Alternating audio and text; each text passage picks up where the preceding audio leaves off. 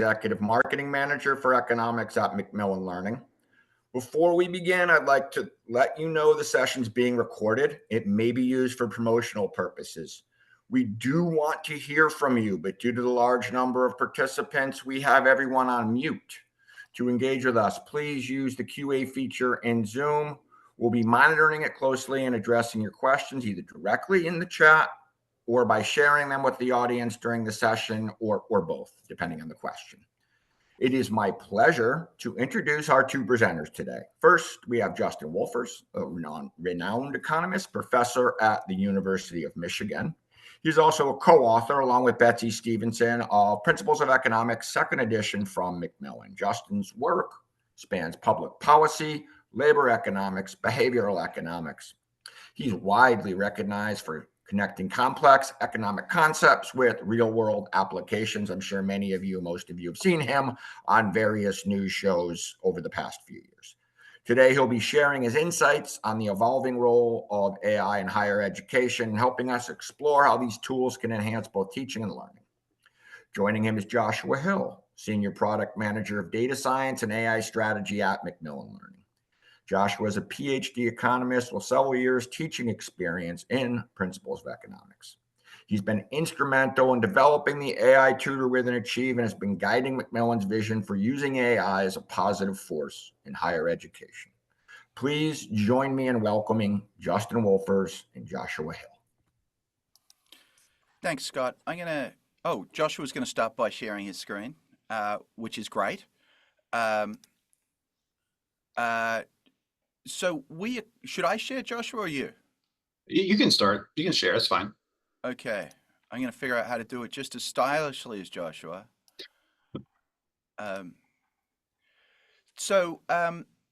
Look, here's where we're at. We're in the midst of an AI moment, a dramatic technological change. How dramatic depends on, well, you're an economist, you figure it out. But we economists have a language for talking about this stuff. So when there is big technological change, we say, out with the old. Some existing types of work will disappear. And if you're a buggy repairman, bad news, you're out of work. And then we say in with the new.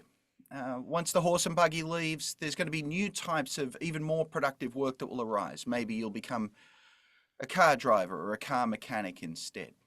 And so we, of course, as economists want to be systematic in how we think about these things, systematic and consistent. So the same rules apply when it comes to generative AI, even though it's coming at or for the sorts of work that you and I do. So when we say in without, some of the existing types of work that we currently do as economics instructors are going to disappear. A claim I'm going to try and provide a little bit more oomph behind is that what this means in a fairly direct sense, and I think we're all battling with this right now, is that high stakes at-home assessment is dead. It's dead because AI-fueled plagiarism killed it. So that's a set of tasks that now belong to the era of the horse and buggy. That's the depressing news. I'll bring you up to date on that depressing news, but the exciting news is when we have new tools, we can do new things. It sometimes takes a while to figure out what those new things are. So think of today as being my update report on where Joshua Hill and I are in trying to think through these issues. So as I said, what I want to start by doing is the negative case. What is it we have been doing that we can't continue to do? I'm going to try and be quite brief on this because I'm really excited by the positive case as well. So here's the challenge posed by ChatGPT. I'm going to try and make three important points. The first is that your students are using ChatGPT. The second is it's probably better than you think. And the third is, if your university is at all like mine, it's been giving you terrible advice. So let me just start with some data on usage patterns. The data on usage patterns by college students is not particularly reliable. So here I've got data showing usage patterns across the population. If we're trying to think about what undergraduates would look like, we'll take a look at those aged 18 to 29. We probably have a guess that the younger folks are even more tech savvy.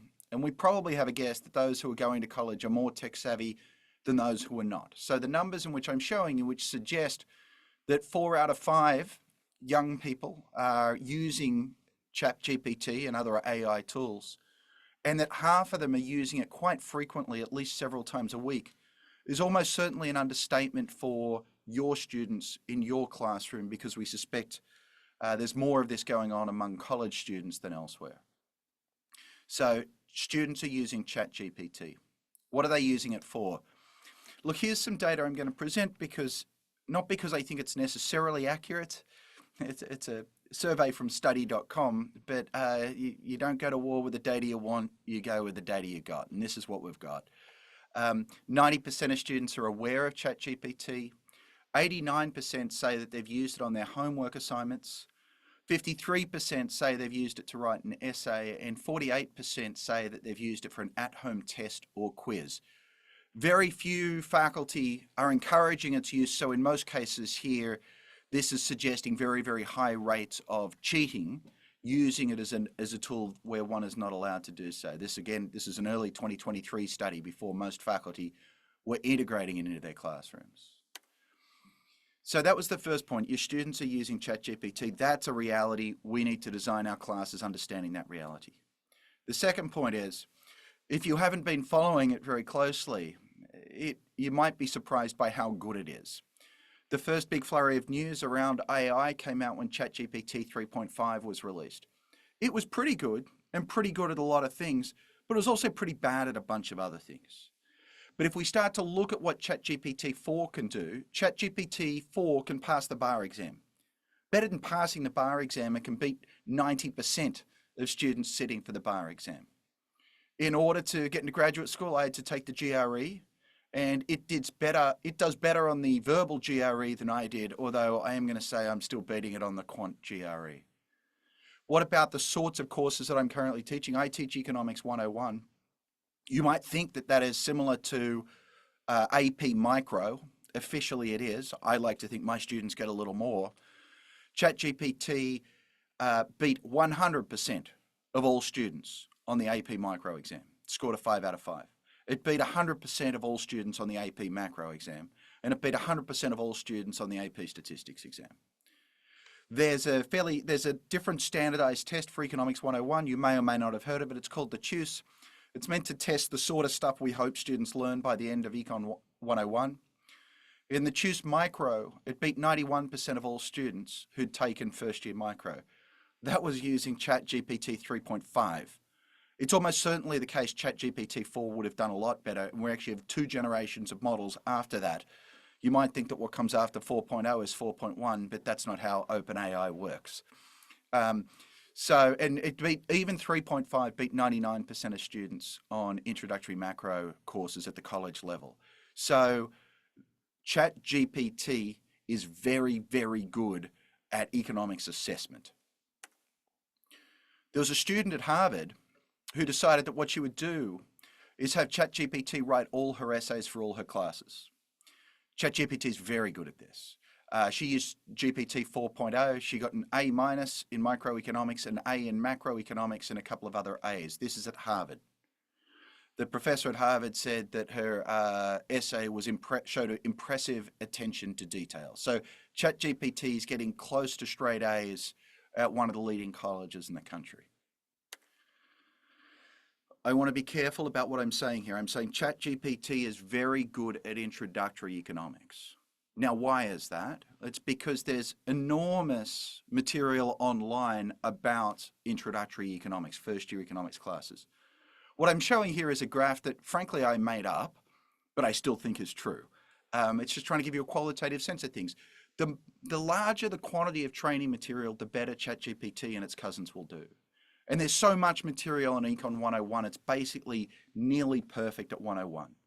That's true does not mean it's going to be perfect at other courses. And at the other extreme, if you think about doctoral courses, I think that ChatGPT is actually much worse at those, although the new version of ChatGPT, which includes reasoning ability, may turn out to be quite good at those as well. But the point I want to make here is, even if your experience doing higher level economics is that it's not so great, when you think about Economics 101, ChatGPT is nearly perfect. So GPT is better than you think. And the third point I want to make here is that your university, if it's at all like mine, is giving you terrible advice. Why is this? This is the way of technological revolutions. Students, young people, understand faculty, older people, many of us who have tenure and therefore fewer incentives to keep up lag behind. And, you know, I don't want to project too much to what's happening at your university, but I can tell you what happened to mine. We had a large language model working group that reported back to the faculty and gave us all sorts of advice. The general tenor of that was I was told a whole lot of shortcomings about large language models. I was told that the responses tend to be formulaic, boring, dry, dull, easy to see through. I was told that it hallucinates facts and citations. I was told that it frequently makes math errors. I was told that it was not up to date. I was told that computers lack creativity. And I was also told the whole enterprise wouldn't be very helpful to our students because it's trained on the canon of dead white men. Now, the thing is, what was happening, what I think's going on is if you're a mid-career scholar and this new technology comes out, boy, I really want to believe for my self-image that I've got something the computer doesn't. So I go searching for its imperfections. I find a list of shortcomings, and therefore I don't feel threatened by this new technology. That's not how our students think. Our students aren't looking to validate the life choices they made 20 years ago. Instead, they're looking for the opportunities this new technology offers. So instead, what they're looking for is solutions. So yes, it's true. When you ask ChatGPT to write an essay, you say, write an essay on the minimum wage, it'll write something pretty boring. But if it writes something boring and you simply respond sharp in the essay, or write in the voice of Ernest Hemingway, or add the sociological flair of David Brooks, or whatever it is you want to do, all of a sudden you'll get a much, much better essay. It's also going to be an essay that an AI checker will never be able to tell was written by AI. It is true that ChatGPT, the one that a lot of folks use, hallucinates facts. But hidden deep within the guts, there's actually a single parameter called temperature. And if you know a little bit about computers, you can figure out how to set the temperature. And the temperature basically is a way of saying how much freedom the large language model has to make stuff up. If you set the temperature at 0 and train it on very good material, you can almost eliminate any hallucinations. In fact, I think it's only just an exaggeration to say that you can eliminate hallucinations. Yes, ChatGPT makes math errors, and that's because it's trained on words. My favorite of these examples is that ChatGPT thinks that, let me just pause there. But what you can do is you can say, use Python. Literally, you just add that. You say, use Python, and it pulls up Python, which is very good, obviously, at doing math. And so you can eliminate the math errors. ChatGPT, particularly in its earlier incarnations, was trained only up to a particular date. I think ChatGPT 4 is trained up to about mid-2023. But Bing AI can see the internet. And so it's completely up to date, and your students know that.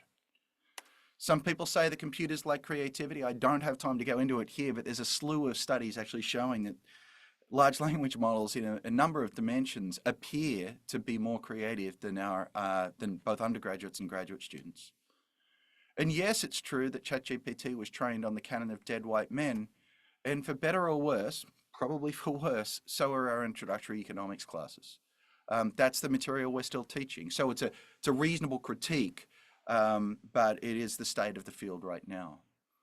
All of this is to say that if the students invest even just a little bit in prompt engineering, most of the shortcomings the universities have trained us to believe in go away.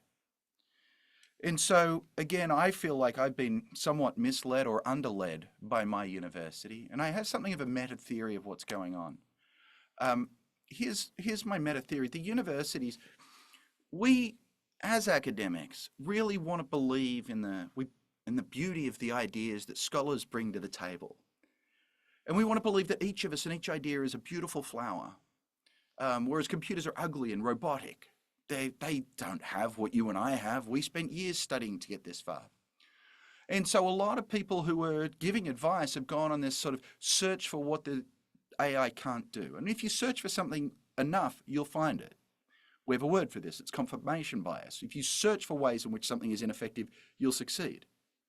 But our students don't have the same set of incentives or preconditions. They're looking for what ChatGPT can do. They're problem solvers. They're looking for ways in which they can make ChatGPT effective, and they're incredibly successful at it because, in fact, it's a remarkable tool. So if we want to solve any of these problems, if we want to get better in the classroom, we're going to need to learn to use the tool more the way the students do, rather than ostriching and ignoring the problem the way I think probably too many of us have been so far. So there are an immense number of challenges to the existing ways in which we do our work that come about because of the rise of generative AI, and the rubber hits the road, particularly when it comes to assessment. I'm going to talk about the more exciting positive side, the new things that we can do. So I'm just going to give you a reference to a webinar that I gave several months ago. Actually, it looks like it was a year ago, nearly a year ago, on exactly this point, which is what are the threats posed to AI to the traditional ways of assessing students. And so if you're interested in that, I've got the link up on the screen. There's a QR code that will take you there. But for now, what I'm going to do is I'm going to leave all that depressing news behind, the things we can't do, right? The things we can't do, that part of the talk's over, but it leads to one conclusion. The conclusion that I hope to have convinced you of is that high stakes at-home assessment is dead. Students have tools that will get close to 100% on your tests no matter how you run those tests. There's nothing to be done about that except that and move on. What's exciting though is that with AI we can do new things, and that's where we want to spend the rest of our time together. So let's go there. So look, I got a cup of coffee here.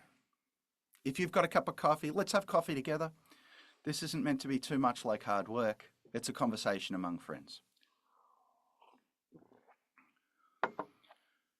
The ways we were taught to teach, particularly during the pandemic, but the big movement in higher ed over the past 30 or 40 years has been towards more flexibility for students and more at-home assessments.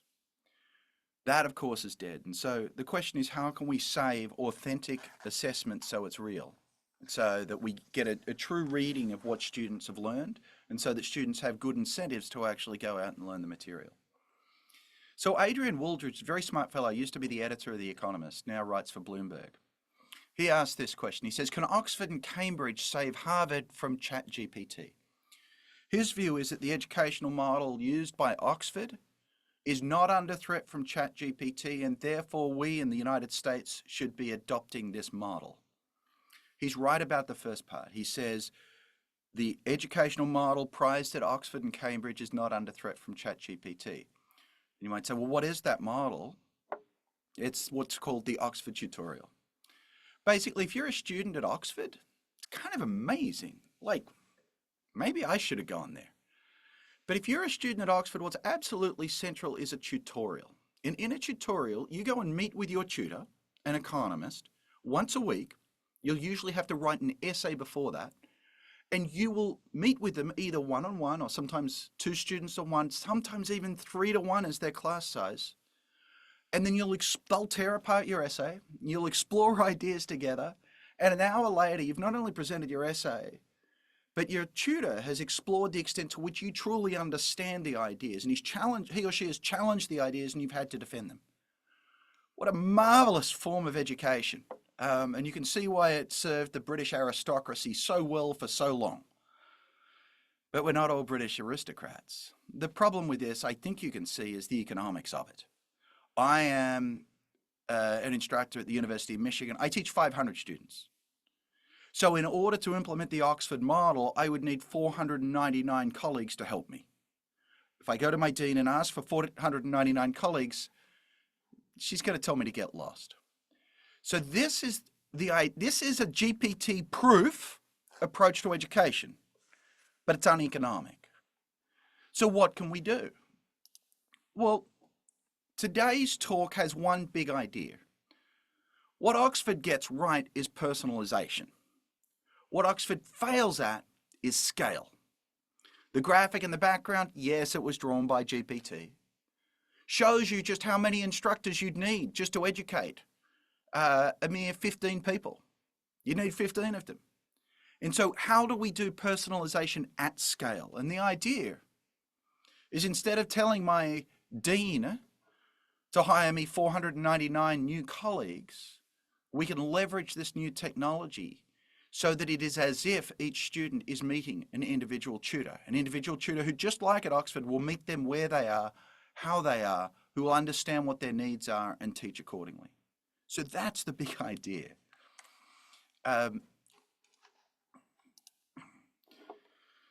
Why am I excited about this idea? Let's do some very, very simple economics. Okay, it's all about scale. So the Oxford model's always been possible. It was just wildly expensive.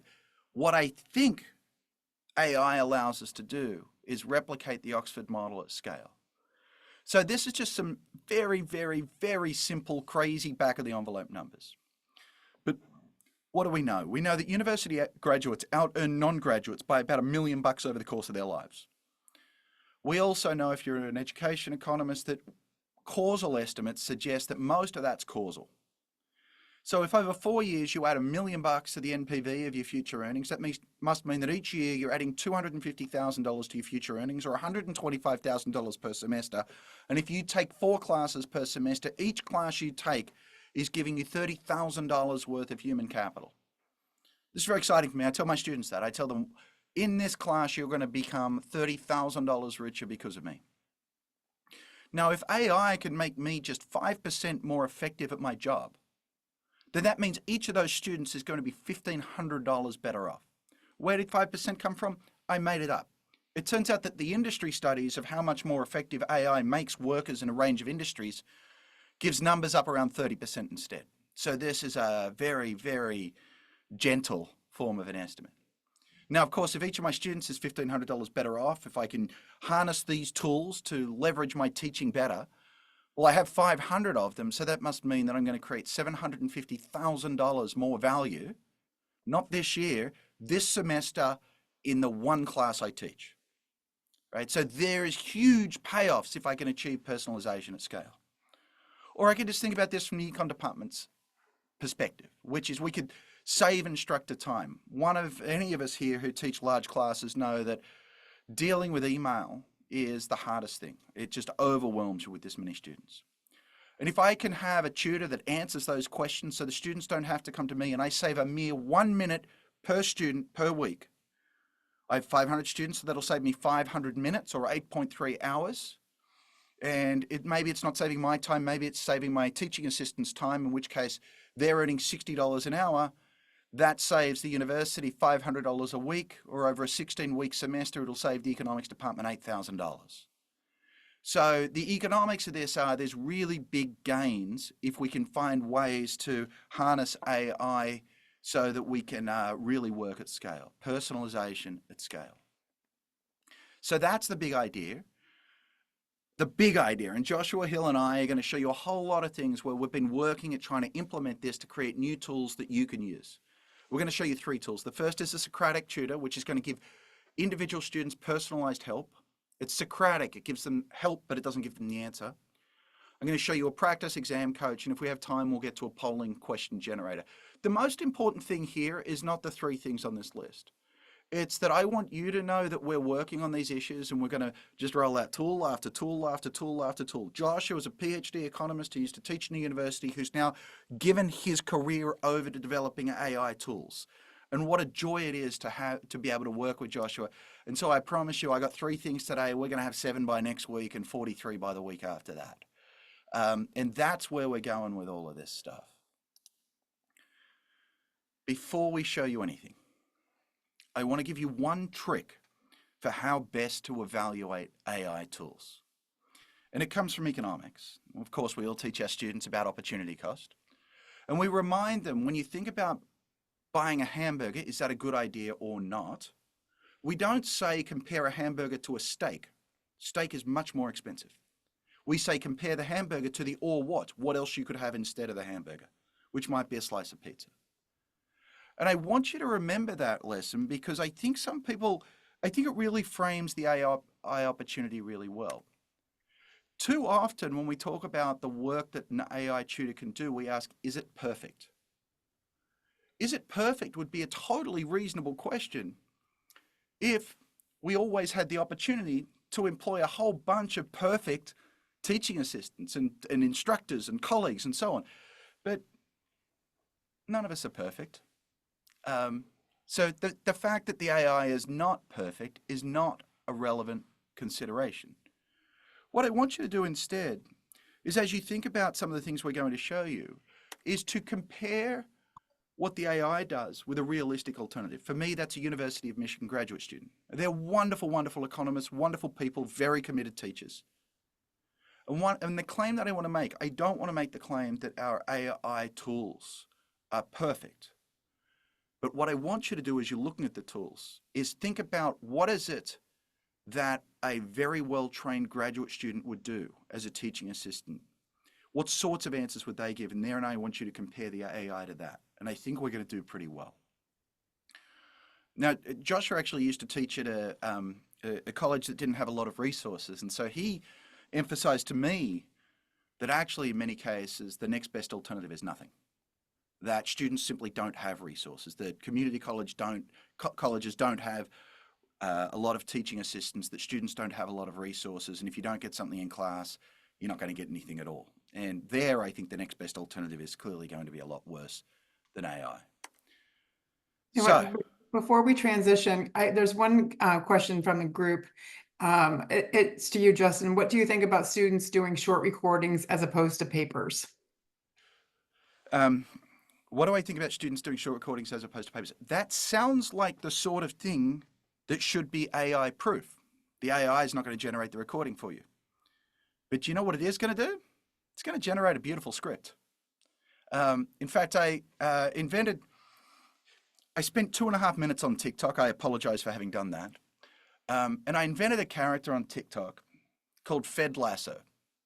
And so he was like Ted Lasso talking about the Fed, right? And he'd use all these soccer analogies, and I thought he was really funny. I'm going to admit something to you right now. I didn't come up with the name Fed Lasso. ChatGPT did. And when I came up with scripts about clever analogies between soccer and what the Fed was doing, I didn't come up with them. ChatGPT did. And so I think there's a lot of interest in using new forms of media, but I still think it's important to realize that ChatGPT is an unbelievably good script writer, and so that doesn't get around the problems of at-home assessment. Is that responsive, Carolyn? Thank you. Appreciate it. So Joshua. So what we're going to talk about now is personalized tutoring at scale. And Joshua, it's time for you to take over. All right. So Justin, you can keep doing the slides if you want to. Okay. I want to make 2 points. One is that making a tutor chatbot is really easy. And the second one, though, is that solving a real problem is hard. And so here you can actually see with a timer, this is sped up a little bit. You can actually do this in ChatGPT right now in literally 2 minutes or less. And in fact, ChatGPT will do it for you, right? So in this video, we're not tinkering with any underlying parameters or working on anything. Like, we're just asking ChatGPT to make an econ tutor on our behalf, right? And when we're even asking it to do things like make a logo for this tutor, right? And it'll make a logo for the tutor.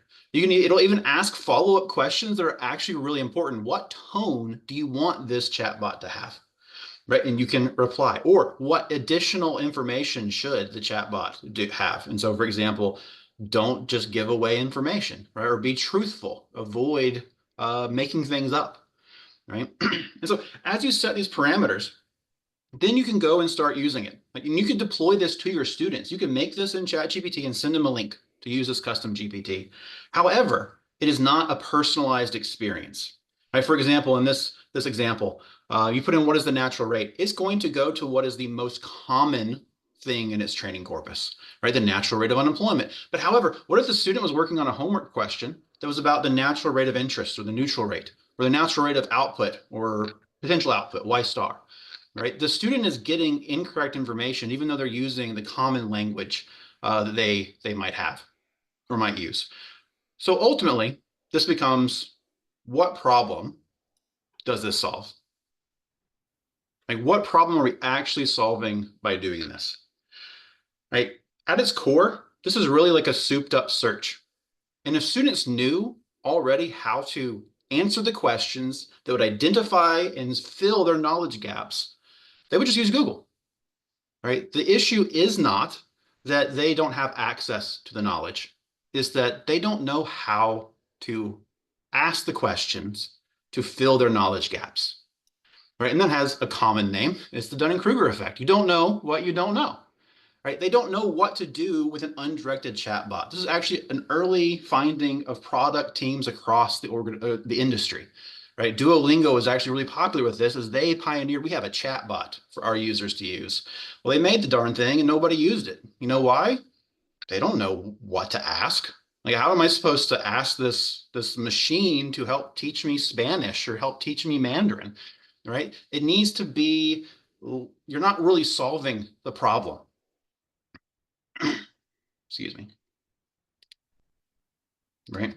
So what are you actually doing when you build these undirected experiences? Just let me go to the next slide. Well, an open-ended chatbot has one ideal use case, and students always find the path of least resistance, and that is, oh, this just gives me answers. And so I can easily use it to get answers, right? That's the problem you actually solve by building these kind of undirected experiences, is that you solve the problem of giving students solutions, but that's not the problem we want to solve. And just to prove the point of how easy this is, here's a TikTok video. There are a dozen apps like this on the App Store. Just go look it up. And ChatGPT can do this itself. Is like, you don't need to even have ChatGPT on your computer. You can just pull up your phone, take a picture, and it will both read what's on there and immediately give you the answer. And as Justin mentioned, for Econ 101 and principles courses, it's almost perfect every time, right? It is literally half second of work for the student to get the answer immediately. And not only is this the case for students, but this is the case also in many jobs people are doing, right? The optimal use of AI is that you want to engage the AI as a co-creator, right? As a complement to your thinking. It increases your productivity as a knowledge worker. But the actual use is that many people take that same path, is a substitute for thinking. Here's a study by the Boston Consulting Group. They gave their consultants access to ChatGPT, and lo and behold, the responses that these consultants created very much mirrored the exact output that ChatGPT would give to the same questions. Right? And so it's easy to make open-ended chat experiences. It is really hard to solve the learning problem. Because if students knew how to ask the questions they needed to fill their knowledge gaps, they would just use Google, right? Knowledge is abundant. It is not scarce. It is the least scarce it's ever been. Students have access to almost infinite, from a human standpoint, amount of knowledge literally in their pockets they walk around with every day. The thing that is scarce is their ability and skills to understand their own knowledge gaps, right? And so if you have this abundant to scarcity line here, where is it that we add the most value in how we approach building our tools and solutions? It's not giving easier access to knowledge. They already have that. It's abundant. It is solving the problem that actually has scarcity, and that is allowing students a way to better understand their knowledge gaps and make it easier for them to identify it. And at its core, personalization is essential to being able to do this. And so we have to create the solutions to real problems, right? Each student comes into either your course or even the individual assessment they are taking with a unique set of preceding knowledge and skills.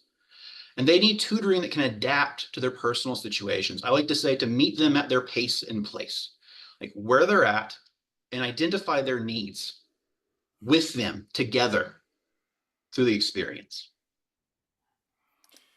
So Joshua's motivated exactly what I think we're going to want. We're going to want some way where we can personalize at scale help for students. So it's just a funny aside now. I spent a little bit of time thinking about, well, what would your ideal teaching assistant look like? And Joshua and I actually spent a lot of time thinking about that as he was developing these tools. Of course, a different way of doing this would be just to ask ChatGPT, what does the ideal teaching assistant look like? ChatGPT gave me this. Because I was inside ChatGPT, I couldn't resist. I also asked what would the ideal teaching assistant look like if Van Gogh were involved. And once you get started with this, it becomes a little addictive. What would the ideal teaching assistant look like according to Dali? And Salvador Dali's got a whole different view of the perfect teaching assistant. Klimt, I think, is telling us we want someone really reflective, who sees a lot out there. And this really is just good fun, but I found this painting actually quite striking, and it's changed how I think about this a little. This is your ideal teaching assistant as contemplated by Rembrandt. And the thing about her is she looks to me like she's looking in my soul. She understands my fears. She understands what I'm struggling with. And I mean, I don't know about you, but that piercing gaze, I feel like she sees everything. If she sees everything, then she can help me better than anyone else. And so, look, let's move away from Rembrandt, but just think about what are the things you would want from a teaching assistant. You would want someone who is smart with a near perfect knowledge of economics. You'd want them to be adaptable, so they'd be able to adapt their knowledge to your course, use the definitions and the tools that are consistent with your course. You'd want them to be empathetic, so that they can pay attention to what each student needs. That's the personalization again. You'd want them to work long hours, so they're available for each student when and where they need help. And I want to come back to this one at the end. I think there's a very strong argument you'd want them to be multilingual, so that students who are already learning a very difficult new language, economics, can do it without also having to learn another language that may be unfamiliar to them. So the first thing you want is you want your teaching assistant to be smart, to know the answers. And I already showed you this graph, and I showed you that when it comes to introductory economics tests, it appears that ChatGPT knows the material at least as well as any other student. And again, I don't want to compare this to perfection. I want to compare this to the teaching assistants I currently use, who are very, very smart University of Michigan graduate students. And ChatGPT can go, particularly 4.0, can go toe-to-toe with the very best of my graduate students and knows at least as much economics and never needs to look up the bits that it hasn't studied for a few years. Joshua. Yes, and adaptable. Right, this is where we start coming into the idea of personalization. Right, it must be customized to your course, the questions your students actually need help with, that type of thing. So we'll go over a demo later of the actual AI tutor that I want to show you. But this is an example. Right, so earlier you saw a clip of the student just asked, "What's the natural rate?" Right, without any context, and of course the chat GPT spit out something about the natural rate of unemployment, and actually it was quite burdensome, the amount of information it just shoved into the student's face right then. All right, that's too much. That's overloading the student in the moment. You need to be able to develop a tool that can take in the exact information the student needs help with, right? The exact question, maybe what they've missed already up to this point, and can offer them guidance and advice on the exact things they need in a very natural language type of way. And so here, this is the tutor that we've developed that is replying and adapting to the actual question the student has. And this kind of in a chapter problem here, the natural rate is used ambiguously, right? But we've told the tutor the information it needs to provide a better experience for the student. And so it's able to go in and say, oh, well, the natural rate from that quote is really talking about this. It's how would you think about it? That type of thing. And I do think all of us who've spent any time teaching introductory economics know how important it is that we use consistent language throughout the course. Nothing trips up intro students faster. And so one of the important things is making sure that you adapt, that the computer adapts to your approach, your tools, and your language. The next thing we would want is empathy. We want a way of meeting students where they are. And this is the point at which I'm sure you're thinking to yourself, aren't you talking about computers? Computers are bad at empathy. I'm a person. I'm warm and loving. People are really good at empathy. Don't be silly and tell me that computers are going to be useful at empathy. Let me give you two responses. The first is, have you actually ever met an economist? I have. I am one. I'm not confident I'm the most empathetic person in the world. To tell you the truth, I need help a lot. And if you think I'm bad, you should meet some of my colleagues. So let me just be, show a little humility, which is this is not a core strength in order to get an economics PhD, which is often the prerequisite to becoming an economics instructor. Second thing I am as an economist is an empiricist. So I might say, well, this seems to me like an empirical question. I don't have good data on this from economics instructors, but I do from doctors. And so there's a study where what they do is they ask a bunch of physicians to respond to queries about people's health. And then they take those responses and they ask a committee of experts to look at the responses. They also ask ChatGPT the exact same question, just Control C, Control V. And the committee also rates the quality of those responses. And what you see here, I'm describing the quality of those responses, how often the professionals rated the responses being either good or very good. And ChatGPT is remarkably better at giving medical advice than doctors. Now, that may not be so surprising because that's sort of what computers are good at, is information retrieval. But they took the same responses and they asked the same panelists to evaluate how empathetic the answer is. This is kind of striking. So 45% of the responses from ChatGPT were rated as empathetic. 5% of the responses from physicians were rated as empathetic. My brother's a physician. This feels basically right. And so if you think there's an empathy deficit, I want you to remember the fact that sometimes I get tired. Maybe you do too. Sometimes I'm cranky. Sometimes I'm having a bad day. But do you know what doesn't? ChatGPT. And that, I think, is the story about how it ends up being so empathetic. Now, Joshua's got one of my favorite stories ever about this. Yeah, so I'm actually going to present a real interaction between a student and our AI tutor that occurred a while ago. And we just so happened to uncover it through some of the monitoring techniques we have to evaluate the tutor's performance.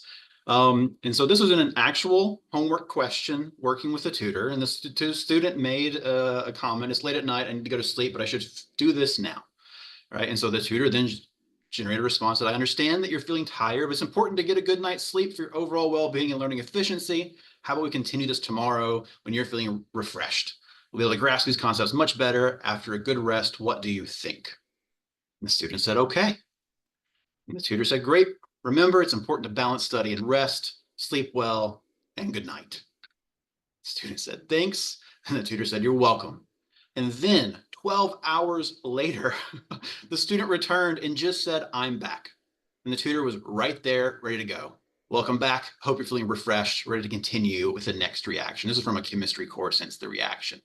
But this is what's actually happening. This is how your students are engaging with these tools. It's not just Q&A and finding an answering machine, basically, to answer the questions. They're actually having conversations with these AI tools. And the AI is remarkably good at showing empathy when you wouldn't think that it could. And this is the point where I admit that my soft skills are not that strong, and I would have kept quizzing the student for another couple of hours. I think another really important thing to mention here is availability, right? This is real data from our like the last week of AI tutor usage in economics courses specifically. So this marks the number of messages sent by students to the tutor by the hour. The gray bars are outside of working hours. They're 5 p.m. in the afternoon till 9 a.m. the next day. Peak demand for help is outside of the typical instructor's working hours. And students need help then. And they can come get that through an AI tool because the AI tool doesn't need to rest. You know, assuming the servers don't go down, it will all work even at 2 a.m. in the morning when the student actually needs that help when they're trying to get that homework done and get it submitted for your class. Right? It's hard. I mean, I remember this years ago when I was teaching.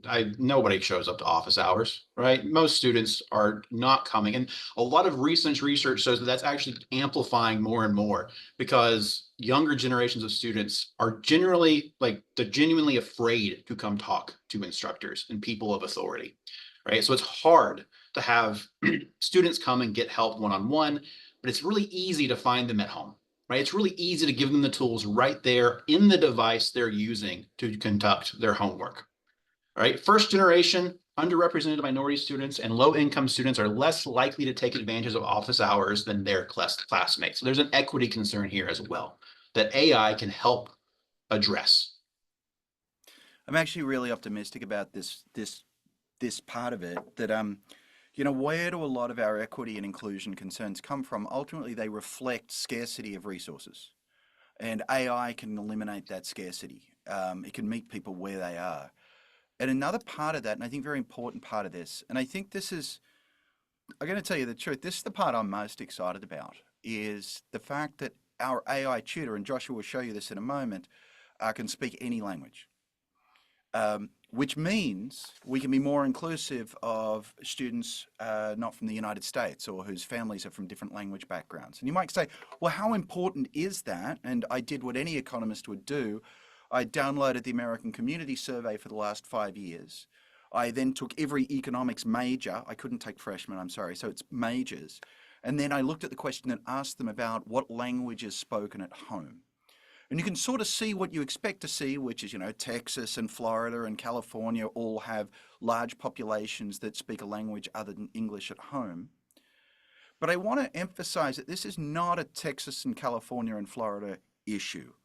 This, I think, is an issue pretty much across the United States. So this map now shows the states where at least 1 in 10 economics majors speaks a language other than English at home. And the answer is almost certainly whichever state you're joining this meeting from, it's probably an issue in your state. And by the way, I'm probably understating the effects here because I'm looking at all economics majors, including people who took their degree 50 years ago.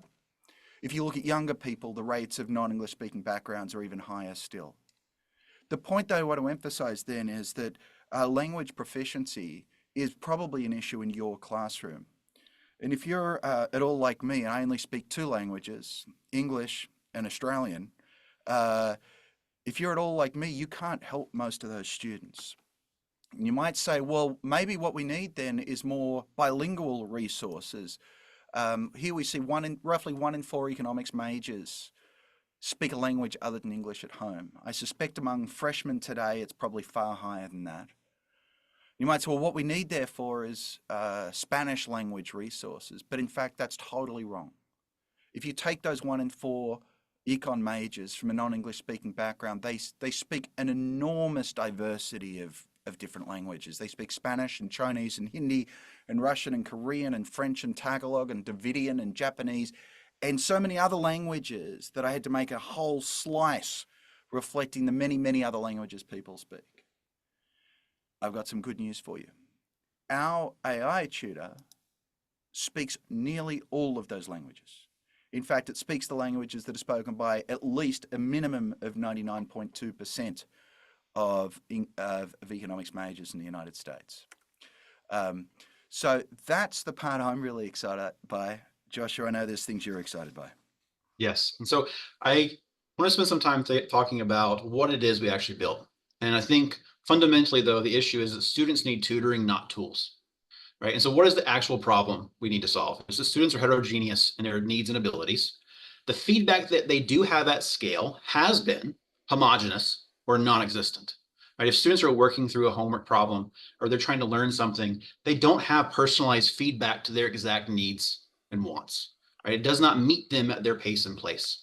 So our solution is to create a tool that provides students the agency to personalize their own feedback experience. Right, so how do we do that? I'll give you a little bit of under the hood here.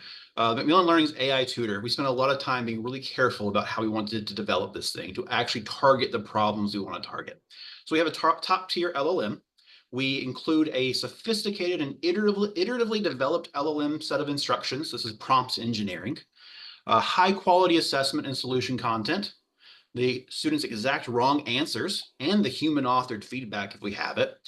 Right? And we include interventions to mitigate gaming the LLM, right? So this is a very different implementation of AI than this open-ended tutoring experience you can spin up in 2 minutes with ChatGPT if you wanted to. And with that, I will turn to demoing the tutor. So I will stop sharing and you'll take over then, my man. Yep. Joshua, while you get ready to demo, there is a question. If we use Achieve already, how do we know more about the tutor? So perhaps you can just mention the toggle on. Yes, if you're an Achieve user already and you go to your course settings, there is a toggle to turn on or off the AI tutor. So you can enable it yourself. So as an instructor in our system, you have the agency to decide if you want your students to access the tutor or simply have the traditional assessment experience where you have just human authored feedback periodically showing. The human authored feedback isn't at scale, right? Because a person has had to write that feedback and think about what students might miss when there's an infinite number of incorrect answers in many of these scenarios. All right, so I'm going to go through this quickly. I would encourage you, if you want to know more, Scott posted some stuff in the chat where you can actually gain access to this and try it out yourself. And I highly encourage that because there is nothing like actually sitting down and working with these tools.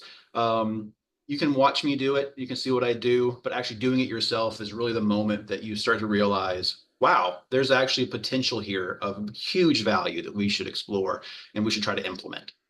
All right, so this is a homework question. I'm assuming I'm sharing my screen. Nobody has told me I'm not. So, okay. This is a homework question inside of our platform called Achieve. And I have the AI Tutor pulled up here. And I'm going to show something that Justin mentioned is the importance of being able to adapt to the student.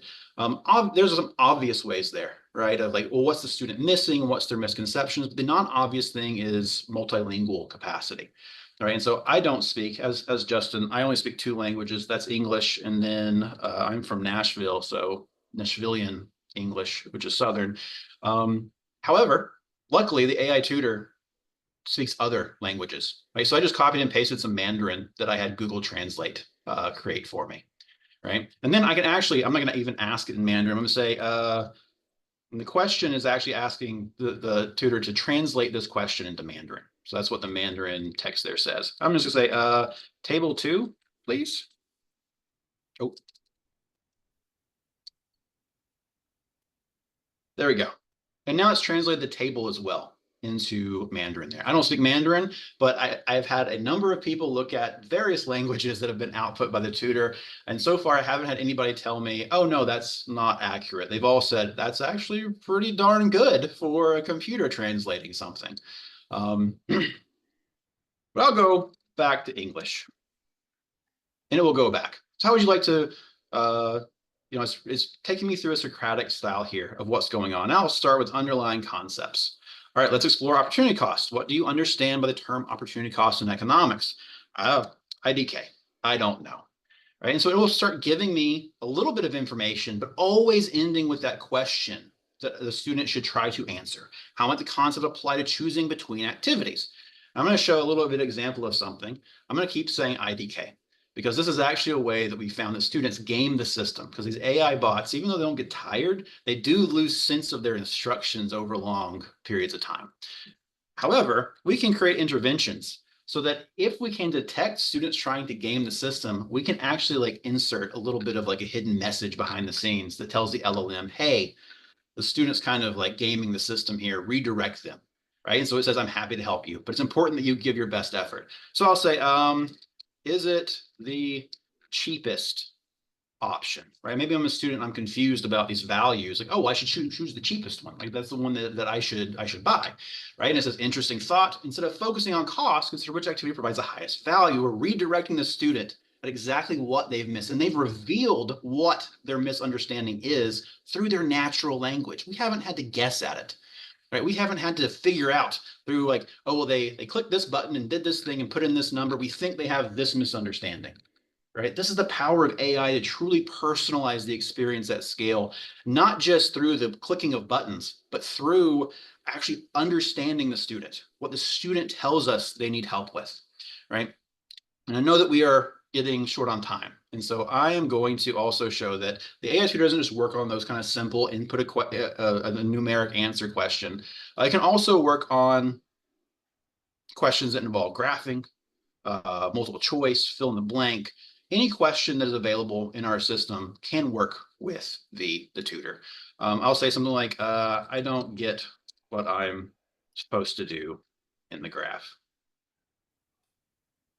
Right, and it's now directing me. Think about how the supply curve changes when the number of available vaccines decreases. Which direction should the supply curve move on the graph? Right. Then consider this. If the supply curve decreases, do this, do that. And always asking that follow-up question. Right, and then I could also, if I wanted to, I could say, rephrase the question with a different topic. Right? And so now it's actually looking at the same underlying content, like what is the learning objective of this question, and giving a different topic to the student. Maybe they don't get vaccines for some reason. I don't know. So they want to talk about apples or what have you. Right, and this is one that I like a lot because the correct answer here is 0, but I'm just going to submit an answer and show this as well. What was my answer and why is it wrong? Right, and so it is aware of the student's answers. Right, it says your answer was 120, but it seems you might have missed considering all opportunity costs. What are the 2 main opportunity costs Khalil faces in this scenario? Give up job and salary. And it confirms, yes, that you're on the right track. The other opportunity costs related to his retirement fund. A little bit of help, right? Redirects the student back to the question to get, retirement fund. Oh, he's cashing out that big retirement fund. All right, well, then I'll put in 200K. And then again, redirects me, right? That's how much he cashed out, but what is the opportunity cost with that retirement fund? And then I can go on and so forth until I arrive at the correct answer. And so, Justin, do you want to go back to the slides real fast? Because I do want to talk about, or I can actually just do this part. Let's have you do it, mate. There we go. So what are they saying and what are they doing, right? So it's one thing to build this tool. It's actually way more important to look at, are students using it? And so I have here the good, the bad, the ugly of what students are telling us, right? Because in the AI Tutor, they can offer us feedback, open form, what they think is going well, what they think is going poorly, right? And so a lot of students do give us positive feedback. It helps me solve problems. It can read my responses and point me in the right direction. These are all direct quotes, by the way. I didn't rephrase anything. I like that it helps you work through the problem if you get stuck. And sometimes I get stuck on things the AI Tutor refuses to help me with. That's both in the positive and negative column there, you'll notice. It is walking you through the steps, concepts very well. It definitely helps. And then we have students who are also upset with it. This is the nature of these things. This working around the answer does nothing, right? Nothing is not helpful at all. This sucks, please fix it. And just my favorite one of all, ugh, was all the student put in. As you'll notice, like a lot of the negative feedback we get is just not giving the answer directly, right? All right, so that's what they're saying. What are they doing? So the Econ AI Tutor, this is usage from the beginning of August until the last time I sampled data, which was last week, I believe. So far, just in this time alone, we've had 762,771 messages sent. So that was every time I hit send in the demo, that's a student sending a message to the AI. From 173,000 conversations, we've had almost 34,000 students using it this fall in 614 courses at 200 institutions. And you can see they're using it, right? ChatGPT, the free version of ChatGPT is an alternative to them. They could really just go to ChatGPT if they wanted to just get answers. But students are revealing they don't want answers just to their homework. They want help to help them get to the answer themselves. They also have individual message rating, thumbs up, thumbs down. It's about a wash there of whether students think the exact messages are great or not. Joshua, we're at the top of the hour. Okay. So I'm going to have to just ask if we can wrap up. And then we have one question that I think we should end with. So do you have any closing statements? And then I'll ask the one question. I just want to say implementing something like this requires a lot of recognizing what the real risks are to students and how we can mitigate them. It is incredibly hard. And you have to stay on top of these things because LLMs plus students, it's like wrangling cats, right? Because their behaviors of both bounce off of each other. And we have a team of people at Macmillan Learning who spend a lot of time really looking at these things. Like this is an amazing experience. We have all of these students giving us for the first time. We can watch them learn, right? We can see how they're learning this material. It's a really exciting time. but it's also a lot of work to mitigate those risks. And as you can see by the wonky cats and lady, that is ChatGPT generated as well, that image. All right, so what's the last question, Carolyn? So again, Jason McKinney, I'll answer your question separately, but we do have a question that I think would probably be best directed towards Justin. It's, will AI completely replace the role of professors at the end? In your opinion, is AI, friend or foe? And I added the friend or foe part. AI is both a friend and a foe. I think many of us might have a great deal of empathy right now for what it felt like to be an auto worker in Detroit in the 1970s. There was a way of life and a way of doing things that had served that community very well for many decades. And we could see technology coming for their jobs. And in many respects, that's true for us as well. Now, I also live an hour outside of Detroit, and I can tell you it's still there. And there's still a lot of auto workers, but they're doing different things today. And so I think that's the future for us, which is, look, I don't give this advice much to fellow economists. I think we're fine, but I do give it to people in the workforce. The single best way to make sure AI doesn't take your job is to make sure you're the most AI savvy person at your workplace. How do you think I got into this whole game of trying to invent all these bots and work with it? I wanted to be a little better at this stuff than my colleagues at Michigan, and hopefully that'll mean I'm the last guy fired. And my advice to you is, you should try and be the most AI savvy person in your economics department, and I think that's going to really sustain the rest of your career. So again, Scott, I'll let you wrap up, but we're at the top of the hour, and I want to be cognizant of everyone's time. So recap. Thank you, folks. We appreciate again your time today. Unfortunately, we're not able to get to all the QA. We're going to try to grab it and address some of the ones offline that we weren't able to get to. This is fascinating stuff. We will be providing you with a recording. I did put in the chat the way to request access to Achieve, which has the AI tutor. We will follow up in our email and recording to you with that information as well. So thank you for your time and for your interest, and we hope to see you at a future session. Thanks, folks. Joshua and I have so many more exciting things to show you, so we'll maybe get back to you at some point to show you more of our toys. Yeah, thanks, everybody. Thank you, Joshua and Justin and everyone from Macmillan and our audience. Talk soon.